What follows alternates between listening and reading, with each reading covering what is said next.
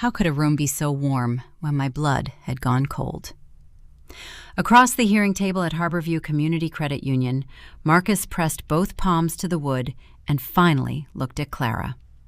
Owen's hand rose to cover his mouth beside me, while the debt notice burned against my coat pocket.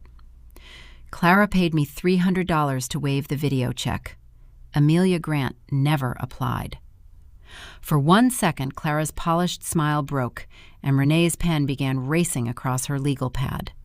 I could not blink.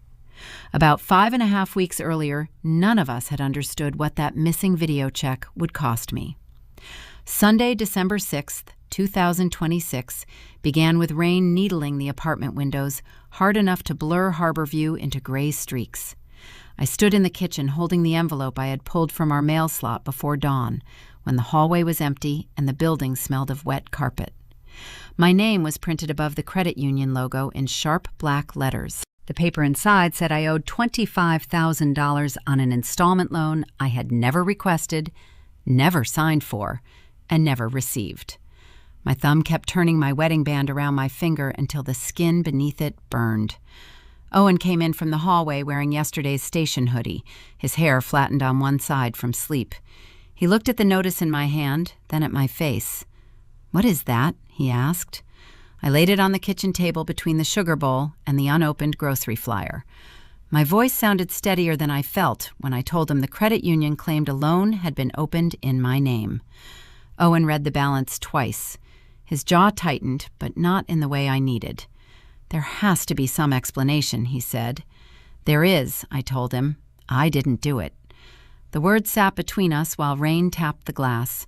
Owen rubbed his forehead and stared toward the hallway, as if an answer might be waiting beyond our front door. Since his father died, Clara's emergencies had always become his emergencies. A late utility bill, a broken windshield, a rent gap she promised would only last a week. I had watched him rescue her so often that I knew the look on his face now. It was worry already bending toward defense. The elevator chimed outside. Before Owen could answer, the front door opened, and Clara Bell stepped into our apartment, carrying a bright red umbrella dripping onto the entry mat. Cherry nail lacquer followed her in, sweet and chemical, cutting through the smell of coffee. She glanced at the notice on my kitchen table, then lifted her eyes to mine. Her soft smile did not reach them. At 14:30, the rain had weakened to a cold mist, but the apartment felt smaller than it had that morning. The debt notice remained on the kitchen table, while Clara leaned against the counter, examining her glossy red nails as though this were a scheduling problem at her salon. Owen stood in the hallway beside 4 packed bags, 2 duffels, a garment bag, and a black suitcase Clara had apparently brought upstairs empty. He had listened while she claimed I had borrowed the money secretly, spent it, and was now trying to drag his family into my mess. "I didn't take a loan," I said. My palms were damp against the table edge. "Call the credit union with me. Ask them what account received the money." Owen would not meet my eyes. He said Clara had shown him messages about my financial problems, though he could not explain why I had never seen them. "Let me fix this," he said, and the familiar sentence landed like something dropped in a locked room.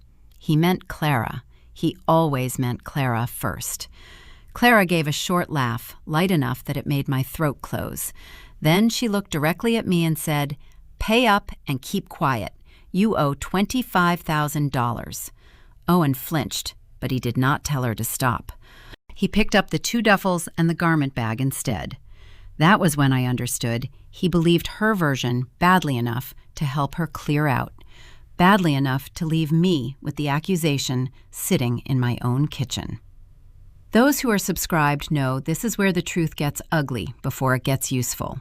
Every week, someone discovers how expensive silence can be.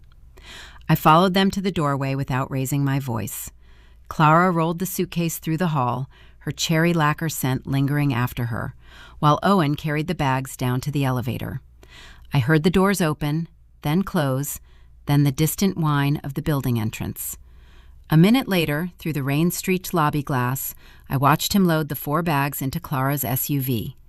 Clara climbed into the passenger seat. Owen shut the rear door and got in beside her. I stayed in the apartment doorway until the SUV pulled away from the curb. Then I took the notice from the table, slipped it into my coat pocket, and used my phone to photograph the loan reference number printed beneath my name. My hands had stopped shaking. That frightened me more than the notice did. Through the next day, I worked my dental hygiene shift, came home to an apartment that sounded wrong without Owen, and searched every line of the loan notice until my eyes blurred. Tuesday late afternoon, I found the depot number on a replacement SIM tracking receipt buried in the credit union's verification details. I did not call Owen. I did not call Clara. I took my tote bag and went to the Harborview Parcel Depot alone, carrying the debt notice in my coat pocket like a stone. The depot lobby was warm, crowded with wet coats, cardboard, and the bitter smell of machine coffee. Behind the counter, a clerk pointed me toward a loading bay after I gave the tracking number and asked for the courier assigned to the disputed delivery. A man in a navy parcel jacket came through the swinging door with a handheld scanner clipped to his belt. He looked to be in his 50s, broad-shouldered, tired-eyed, and careful in the way people become when strangers ask them to remember something important. "Time first," he said, before I had even introduced myself. Then the name. His voice was blunt, not unkind. I told him I was Amelia Grant and showed him the tracking receipt. "The replacement SIM was delivered the day before this loan was opened," I said. "I need to know where it went." He studied the number, then reached into his jacket pocket and brought out a small notebook with curled corners. "My name is Daryl Knox," he said. "I keep notes on deliveries people dispute." He flipped through pages filled with dates, times, addresses, and tiny signatures. My stomach tightened as he stopped at an entry and tapped it with one square finger. The shipment had been addressed to Amelia Grant. The delivery address was not my apartment. It was Clara's nail salon. I asked him whether he had seen the person who accepted it. Daryl's expression changed when I said Clara Bell's name. He checked the signature, then the note beneath it. "I delivered it to a woman who said she was Amelia Grant," he said. "She had dark hair, red nails, and she took it behind the counter. I wrote that down because she corrected me when I called her Clara." For a second, the depot noise seemed to disappear. The replacement SIM had been sent under my name, but Clara had received it. The phone number used for loan verification had been in her control. Daryl looked from the notebook to the copy of my loan notice peeking from my coat pocket. "This was fraud, wasn't it?" he asked quietly. I could not make myself answer at first. My fingers went to my wedding band, then stopped before I turned it again. "I think your delivery was used to make it look like I approved a loan," I said. Daryl's face hardened, not at me, but at the page in front of him. He went behind the counter, made a copy of the signed delivery entry, and returned with the paper still warm from the printer. He circled Clara's salon address in blue ink, then placed the copy in my hand. I thanked him and slid it into my tote bag. Daryl stayed at the counter with his pocket notebook open, staring at the signature as if it had changed while he looked at it. I stood in the depot lobby, listening to the scanner beep behind me, with Clara's salon address pressing against the canvas at my side. For 3 days, I worked my dental hygiene shifts, slept badly in my apartment, and kept Daryl Knox's copied delivery record folded inside my tote bag until Friday evening brought me to Brightcell Repair Shop. The store sat between a pharmacy and a closed bakery, its windows glowing blue against the wet Harborview pavement. Daryl's notes had included Brightcell as the activation location. A young technician behind the service desk looked up from a dismantled phone when I showed her the SIM serial number. Her name tag read Tessa Nguyen. "I'm trying to trace this SIM," I said, keeping my voice even. "It was delivered under my name, but to someone else's business." Tessa did not touch the paper immediately. She asked whether I had filed a police report, then shook her head when I told her I was still gathering records. "I can't give you someone's account information," she said, "but if this serial number passed through our system, I can tell you what device it was activated in." She typed the number slowly, reading each digit twice before pressing enter. The screen changed. Tessa's expression tightened. "I know this phone," she said. She turned the monitor slightly away from the counter, then glanced toward the empty aisle behind me. A woman brought it in for a charging port repair a few months ago. Dark hair, red nails. She owned a nail salon. My throat closed around my next breath. "Clara Bell?" I asked. Tessa looked at the name on my debt notice, then back at the screen. Yes, Clara Bell. The device remembers. She printed a service record and laid it face down between us before explaining what it showed. The replacement SIM assigned to Amelia Grant had been activated in Clara Bell's salon phone before the loan application was submitted. The activation timestamp was there in plain black ink, down to the minute, with the handset identification number beside it. My palms turned damp as I watched Tessa stamp the printout with the Brightcell service mark. Suspicion had a shape now. It had a serial number, a device, and a time. "This means she had the verification number," I said. Tessa nodded, but her face had gone pale. "It means the phone used for verification was in Clara's possession. I'm sorry." I slid the printout into my tote bag beside Daryl's delivery copy. Tessa remained behind the service desk, one hand resting on the keyboard, while I stood under the humming fluorescent lights and felt the floor seem less steady than it had when I entered. I'll tell you what happened after I left Brightcell, but first tell me in the comments, would you confront family with this much proof, or would you keep looking for one more witness? What do you think this was about to become? For roughly 2 weeks, I kept going to work, checked every charge on our shared accounts, and waited for Owen to come back to the apartment long enough to hear me without Clara beside him. On Sunday night, December 27th, the elevator doors opened onto our floor, just after rain began ticking against the hallway windows. Owen stood outside our apartment with his paramedic station jacket unzipped and exhaustion written across his face. He had his key in his hand, but he did not use it until I stepped aside. "You wanted to talk," he said. "Talk." His voice was flat, almost offensive, but he did not leave. I led him into the kitchen. The delivery record and activation printout lay on the table where I had placed them earlier. Owen looked at the pages, then at me. I could see him trying to decide whether to protect Clara before he even read the first line. That reflex had been living in him since their father died. It had cost him money before. It had never cost me my name. I pointed to the circled salon address and told him Daryl had delivered a replacement SIM addressed to me but accepted by Clara. Then I placed Tessa Nguyen's activation record beside it. Owen read it once, then read it again, with his jaw clenched. "That could mean anything," he said, though the words lacked force. I asked him how my verification phone had ended up inside Clara's salon device before the loan application. He stared at the timestamp, silent long enough that I heard the refrigerator motor click on behind us. "It doesn't prove she took the money," he said at last. "Let me fix this." I almost laughed, but the sound never made it out. "You left with her while she told me to pay up and keep quiet," I said. "You carried her bags out of this apartment, so don't ask me to trust a promise before you look at the account." His face changed then, not into anger, but shame. He sat down hard at the kitchen table and rubbed both hands over his face. Owen admitted Clara had used his debit card before. Small emergencies, he called them at first. Supply orders for the salon, a late utility bill, a shortfall she swore she would repay. Then his eyes moved away from mine. "There was a cash withdrawal," he said. "I saw it on my banking app. $5,200. My fingers found my wedding band, and I turned it once before making myself stop." "When?" I asked. He told me he had confronted Clara about it, and she had said I needed money after a disagreement with him. The cold moved through me so fast, my arms prickled. Owen had believed that story because it gave him a version of me he could understand. Upset, impulsive, careless with money. He opened his phone and pulled up the transaction. The banking app included a security video request link because he had disputed the withdrawal after Clara stopped answering him. He had received the footage earlier that evening and had not watched it. He looked at me before pressing play, as if he already knew what he would see.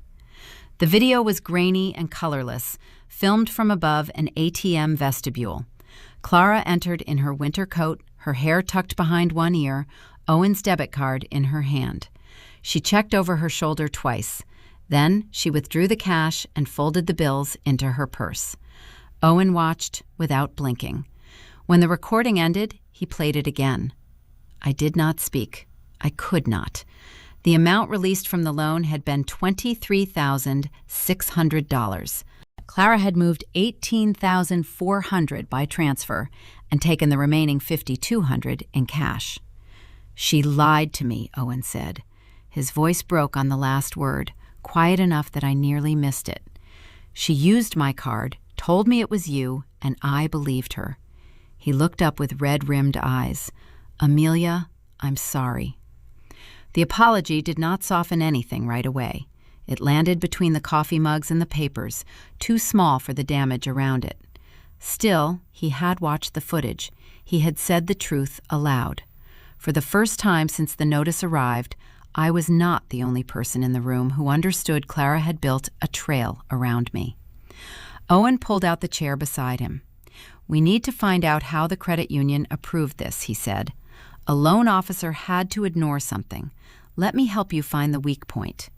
I remained standing at the counter, watching him wait for my answer. The kitchen light reflected off the wet window, and for a moment I could see us both in it.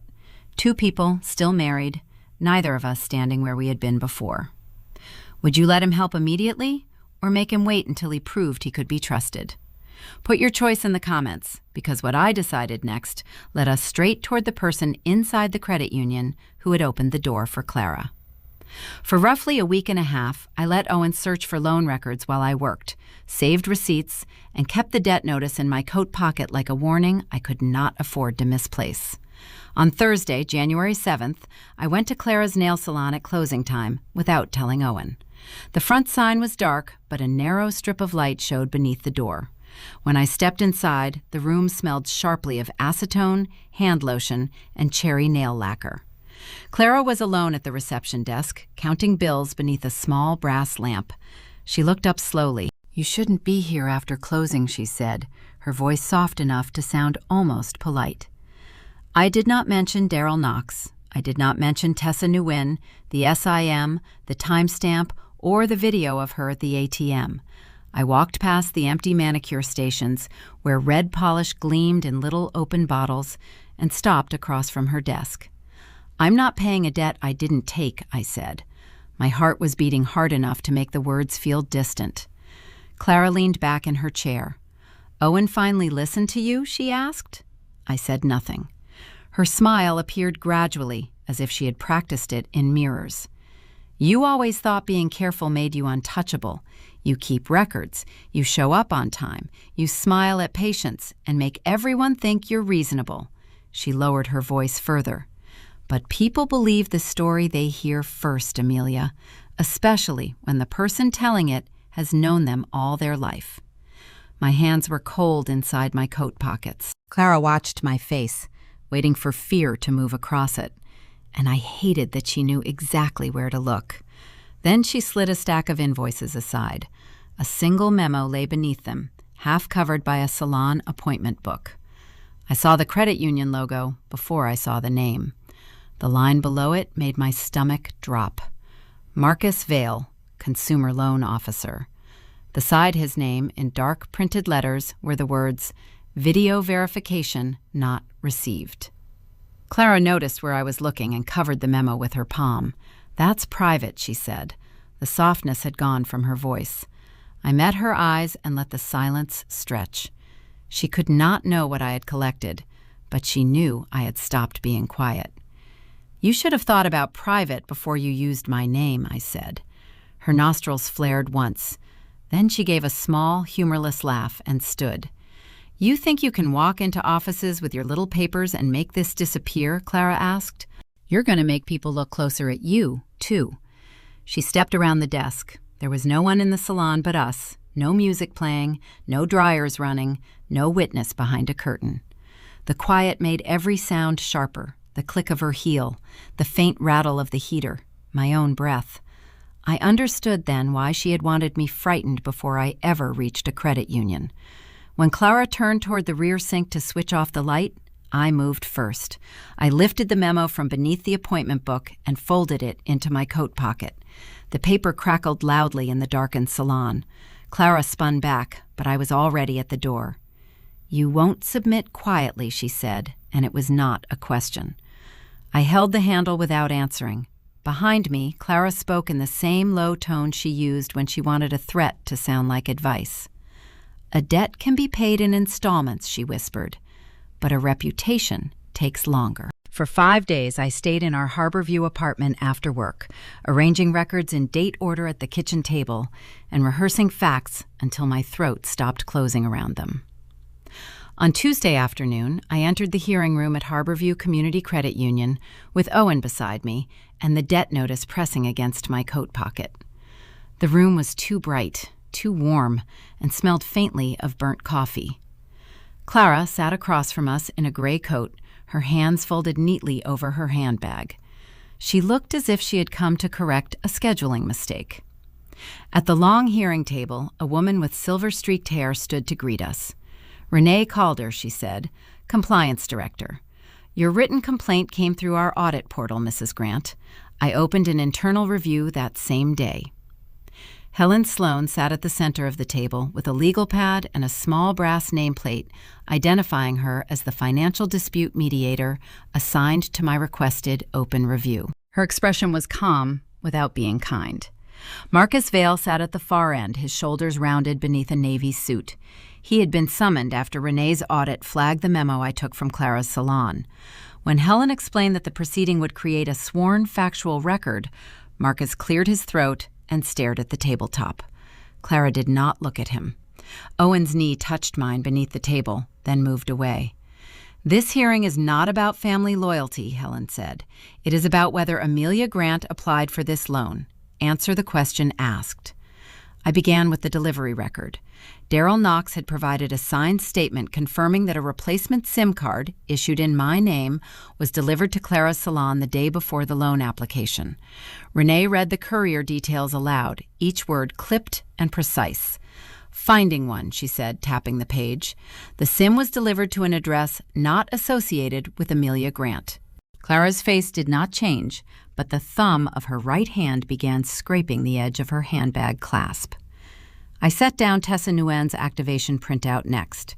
Tessa had matched the serial number to Clara's salon phone and documented when it went live. Owen exhaled through his nose when Renee read the timestamp. Helen turned to Clara. "Did you possess the phone connected to this SIM card?" Clara spoke softly, almost gently. "I own a salon. People leave phones around all the time. Amelia is building a story out of scraps because she doesn't want to pay what she owes." The old fear rose so fast I tasted metal. I twisted my wedding band with my thumb beneath the table, then stopped. "The phone was activated at your salon," I said.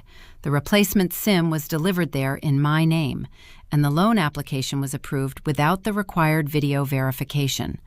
I unfolded the approval memo and placed it before Helen. Marcus looked up at last. His eyes landed on the line that read, "Video verification not received," and color drained from his face. Renee adjusted her glasses. "Finding 2, she said. "The consumer loan file contains a completed verification field, but there is no corresponding video file, no call log, and no employee note explaining the exception." She turned toward Marcus. "You approved a loan with proceeds of $23,600 and added a $1,400 origination fee to Amelia Grant's debt. Explain the missing verification." Marcus cleared his throat again. He said the system had been delayed. He said the applicant had technical trouble. He said he believed the documents were sufficient. Helen did not raise her voice. "Mr. Vale, those are 3 different answers. Answer the question asked." Owen shifted in his chair. "Did Clara ask you to approve it?" he said, and his voice broke on his sister's name. Clara finally looked at him. Her mouth parted, then closed. I had seen Owen carry her bags out of our apartment, seen him choose the version of her that needed saving. Now he looked at her as if he had reached for a railing in the dark and found open air. Marcus pressed both palms flat on the table. "I didn't know the full amount at first," he said. "Clara said Amelia had agreed. She said the video call failed because Amelia was at work." Helen waited. Renee's pen stopped moving. The heater clicked in the wall, and every sound in the room seemed sharpened by the silence.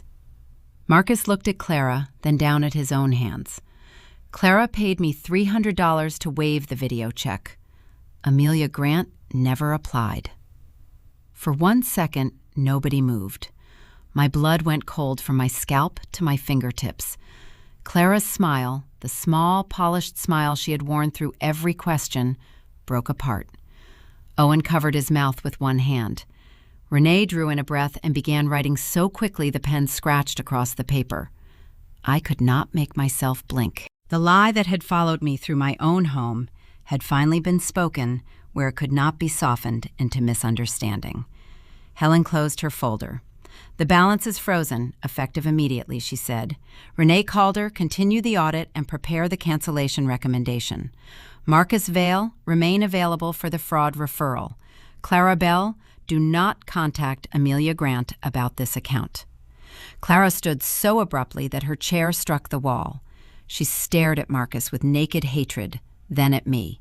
But there was no threat in her face now, only calculation collapsing in real time.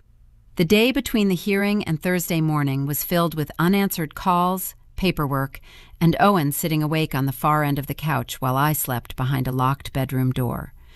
At Harborview Community Credit Union, Renee Calder led us into her office before the lobby had fully filled. Rain had stopped overnight, leaving pale winter light on the windows. A stack of documents waited on her desk beside a folder marked with my name. Owen stood near the door in his paramedic uniform, his hands shoved into his jacket pockets. He had asked if he could come. I had said yes because the hearing had happened to both of us, though not in the same way. Renee sat across from me and opened the folder.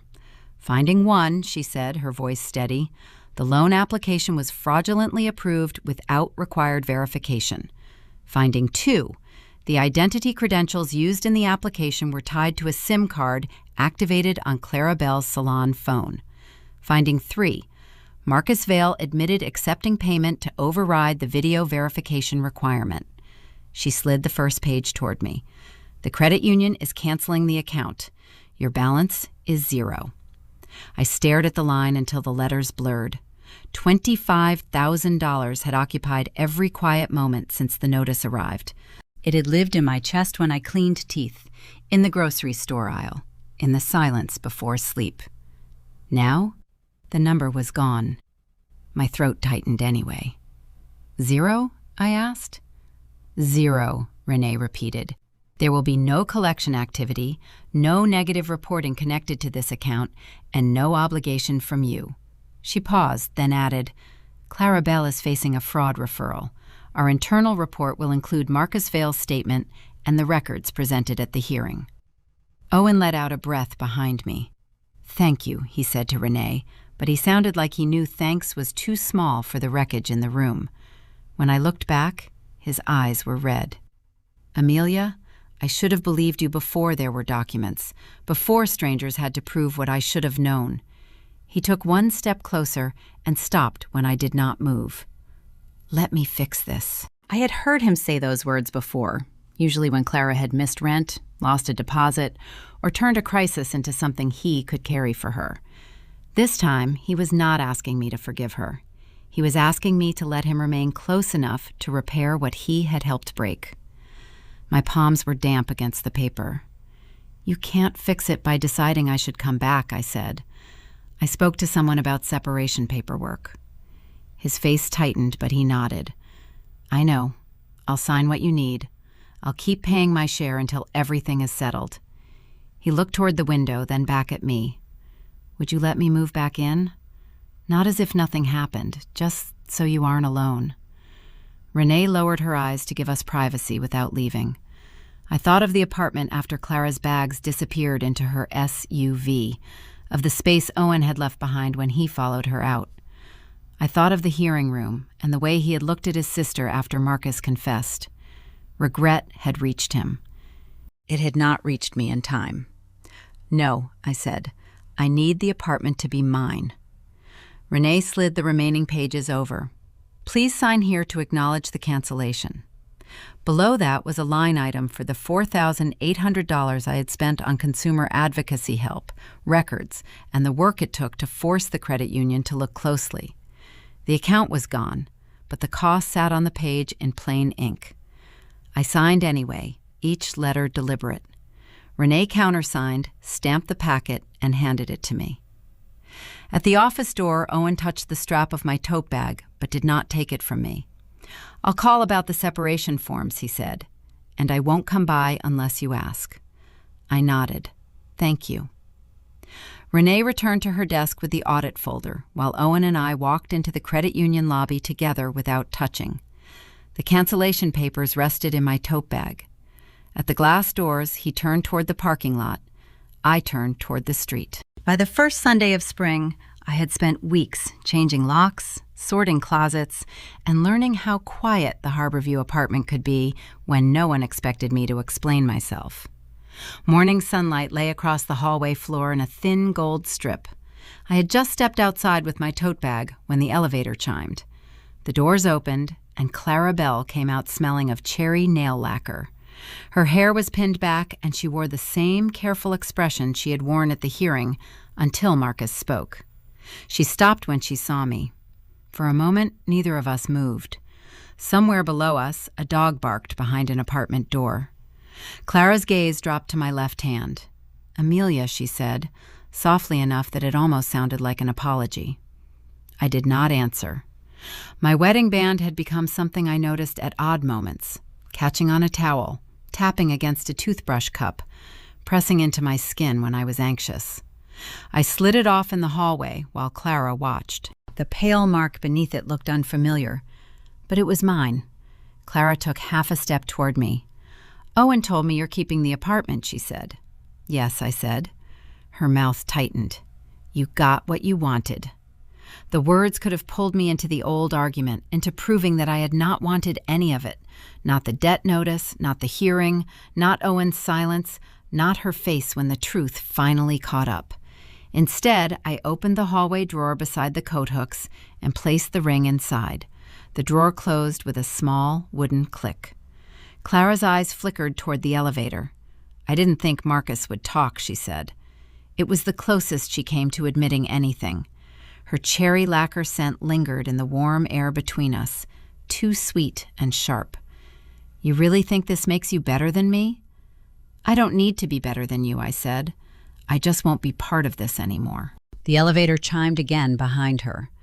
Clara looked at me as if she were waiting for one last crack in the door, one last plea or accusation she could use. I walked past without stopping. Behind me, the elevator doors closed around her. If you have ever found your voice after staying quiet, subscribe and tell us what changed it.